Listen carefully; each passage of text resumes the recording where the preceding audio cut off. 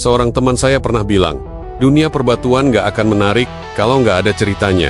Dan jujur, saya setuju banget, karena bayangkan aja, kalau batu hanya dilihat sebagai benda keras, warnanya indah, lalu selesai, mungkin nggak banyak orang yang tertarik. Tapi ketika batu itu punya kisah, mitos, sejarah, budaya, bahkan fakta ilmiah, maka kita jadi terhubung dengan sesuatu yang lebih dalam.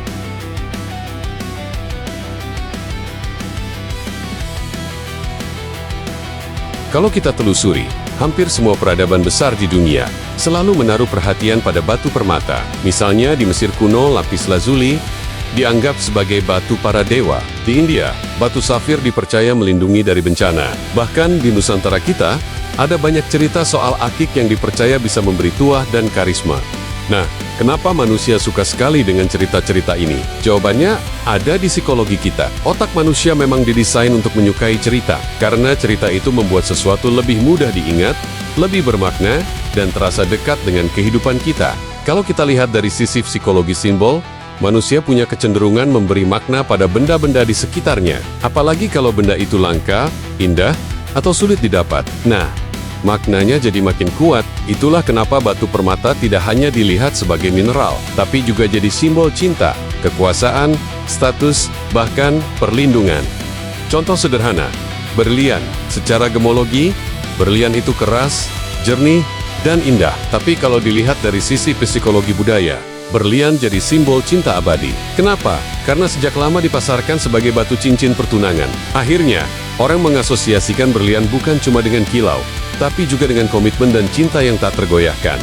Sama juga dengan batu akik di Indonesia. Secara ilmiah, itu kebanyakan jenis kuarsa atau kalsedoni, tapi ketika ada cerita tentang batu ini, bisa bikin rezeki lancar, atau batu ini bikin tubuh kebal, orang jadi tertarik, entah percaya atau tidak. Cerita itu membuat batunya punya nilai emosional. Nah, disinilah kita perlu cerdas, karena nggak semua cerita itu benar. Ada cerita yang memang warisan budaya, ada juga cerita yang sengaja dilebih-lebihkan untuk dagangan.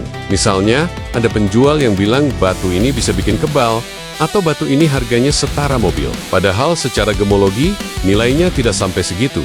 Maka, penting bagi kita untuk bisa membedakan mana cerita yang jadi bagian dari sejarah dan budaya, dan mana cerita yang sekadar trik marketing. Jangan sampai kita terjebak hoax perbatuan, hanya karena tergoda cerita manis.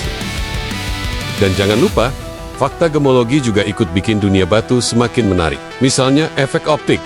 Ada batu ruby star dengan fenomena asterisme. Ada sunstone dengan aventurescence. Ada quartz biasa, namun memiliki fenomena cat's eye. Kalau kita hanya tahu sebatas ini batu indah, mungkin biasa saja. Tapi kalau tahu kisah ilmiah di baliknya, tentang bagaimana mineral itu terbentuk, apa yang bikin warnanya unik, kenapa efek optik bisa muncul, kita jadi merasa, wow, ini bukan sekadar batu.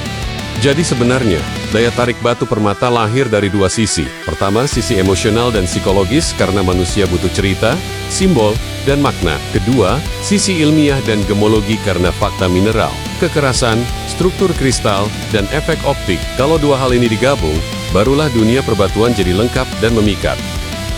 Makanya, dunia batu itu bukan cuma soal keindahan, tapi juga soal cerita, makna, dan fakta yang menyertainya. Dari mitos kuno, sejarah panjang peradaban, hingga penjelasan ilmiah yang detail.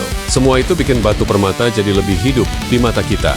Sekarang saya mau tanya ke kalian bro, kalian lebih tertarik sama batu karena keindahan dan fakta gemologinya, atau karena cerita mitos dan budayanya? Tulis pendapat kalian di kolom komentar ya. Jangan lupa like, share, dan subscribe, supaya kita bisa terus membahas cerita-cerita menarik dari dunia gemologi hanya di Geostorm. Sampai jumpa di video berikutnya.